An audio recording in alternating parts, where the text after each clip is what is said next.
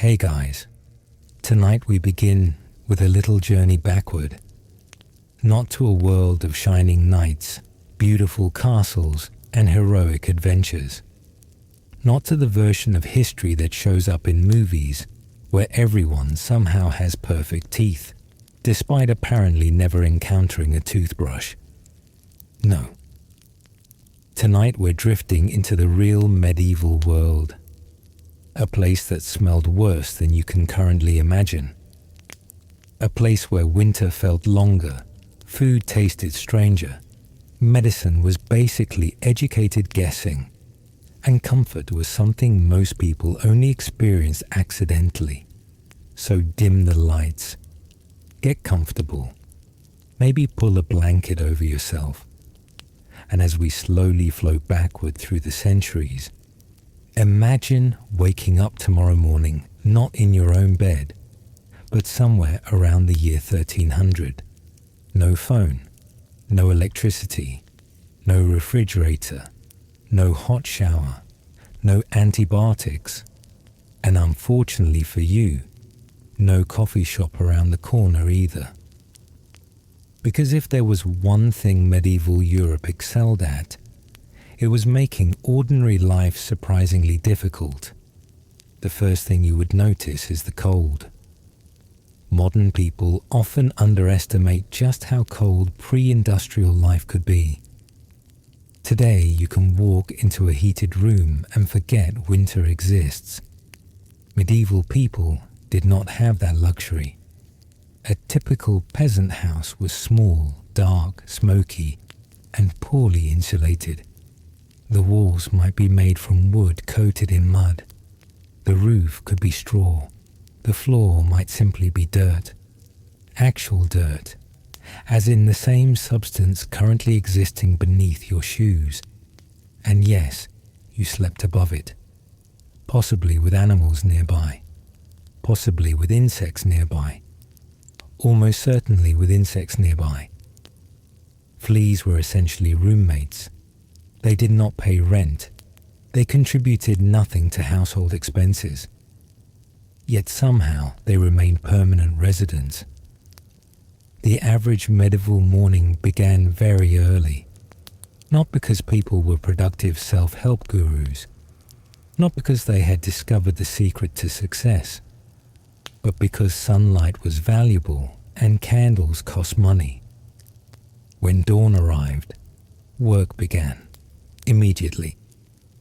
Your day would likely start with feeding animals, or hauling water, or carrying wood, or preparing food, or doing several of those things simultaneously because medieval life had a remarkable ability to generate endless chores, and all this happened before breakfast.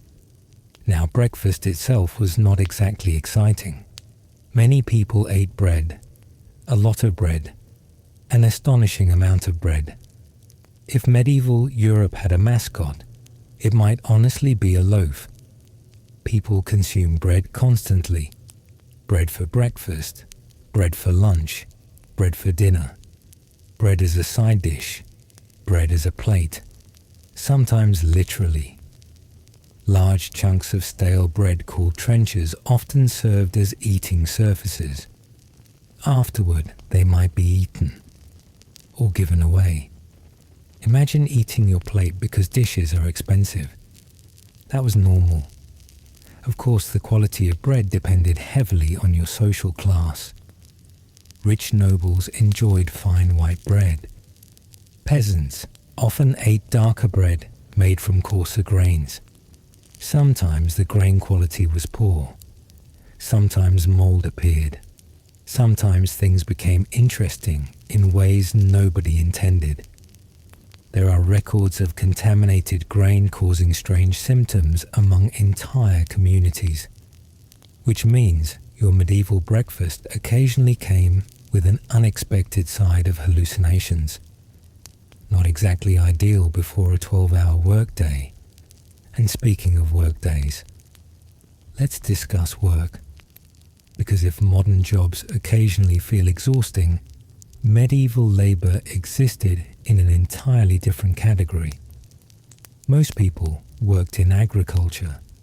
Fields dominated daily existence, planting, harvesting, digging, carrying, repairing, repeating, then repeating again, then perhaps repeating one more time just for variety. Machines were limited, animals helped, but human muscle remained the primary source of power. Every task required physical effort, a tremendous amount of physical effort.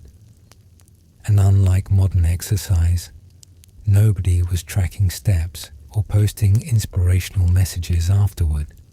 There was no reward, no fitness app, no achievement badge, just another field waiting to be worked. Yet despite all this labor, food insecurity remained common. One bad harvest could create enormous problems. A particularly cold season, too much rain, not enough rain, unexpected disease among crops. Suddenly entire communities face shortages, which brings us to one of the least enjoyable realities of medieval life. Hunger, not constant starvation. That image is often exaggerated, but uncertainty, a lingering awareness that next year's harvest mattered tremendously. Hearts. Today, many people worry about deadlines. Medieval peasants worried whether enough grain would exist 6 months from now. A rather different type of stress. Now imagine finishing work and deciding to relax. Unfortunately, relaxation options were somewhat limited.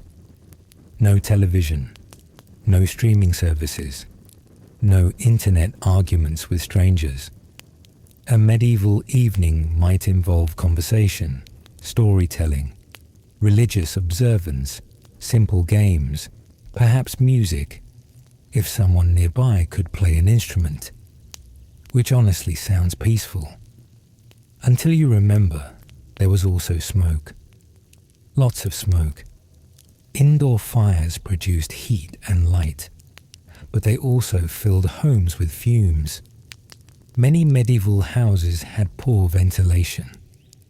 As a result, people inhaled smoke constantly. Their eyes watered, their lungs suffered, and nobody thought much about it because everyone experienced the same thing. If everybody is coughing, apparently that's just life. Now let's talk about hygiene, the subject everyone secretly wonders about. Contrary to popular myth, medieval people did care about cleanliness. They were not wandering around actively attempting to become dirty. People washed.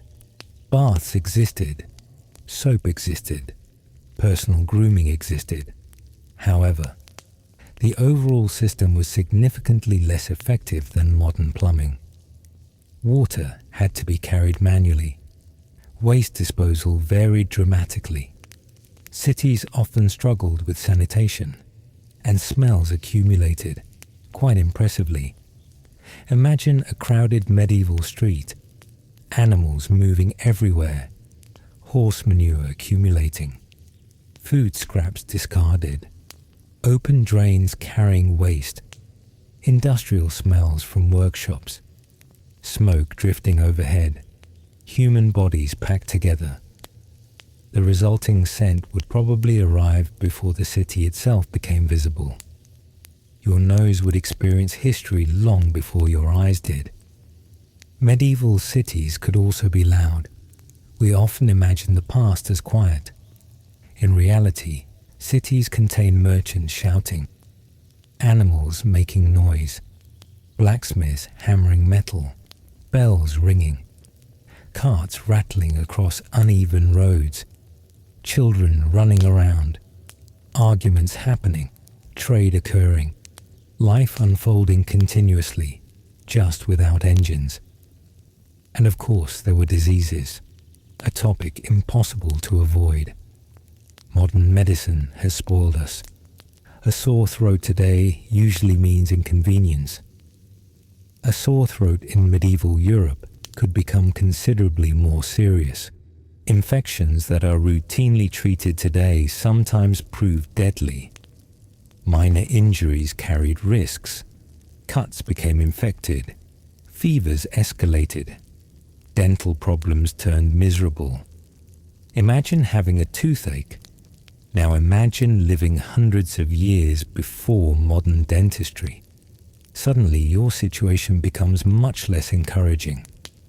Medieval dental treatment often involved extraction, meaning somebody removed the tooth, usually without modern anesthetics, which sounds unpleasant because it was extremely unpleasant.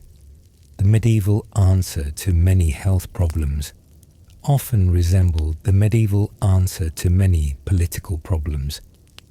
Remove something and hope for improvement. Sometimes it worked, sometimes it very much did not. And then there were physicians. Some were knowledgeable. Some genuinely tried to help. Others operated with theories that today seem slightly alarming. The famous concept of balancing bodily humors guided much medical thinking. If you had too much of one humor, treatment aimed to restore balance, which occasionally resulted in bloodletting, because apparently removing blood became a surprisingly popular solution. Headache, maybe bloodletting. Fever, perhaps bloodletting. Feeling tired, you guessed it, more bloodletting. Medieval medicine occasionally resembled someone becoming increasingly committed to an idea, despite mounting evidence suggesting otherwise. Because why not double down? As night approached, darkness truly arrived. Modern cities glow constantly. Medieval nights did not. Beyond candlelight and firelight, darkness dominated. Roads became difficult. Travel became risky. The stars appeared brilliantly overhead. Beautiful, silent, immense, and honestly, one of the few medieval experiences modern people might genuinely envy. Because before electric light transformed the world, the night sky looked astonishing. People saw the universe every evening, not through screens, not through photographs, directly, stretching endlessly above them. And as you settled down to sleep after a long day of labor, smoke, uncertainty, and bread consumption, you might begin wondering whether medieval life was perhaps less romantic than advertised. Because the reality is that survival itself occupied enormous mental space. Comfort was limited. Convenience was rare. Security was fragile. Most people worked incredibly hard simply to maintain ordinary existence. Yet they adapted. Humans always do. What feels impossible to us becomes normal when experienced daily. And that may be the strangest part. The medieval world was difficult, but for the people living inside it, it was simply life. Tomorrow morning they would wake up, feed animals, carry water, eat bread, work fields, tell stories, raise children, and continue moving forward, just as generations had done.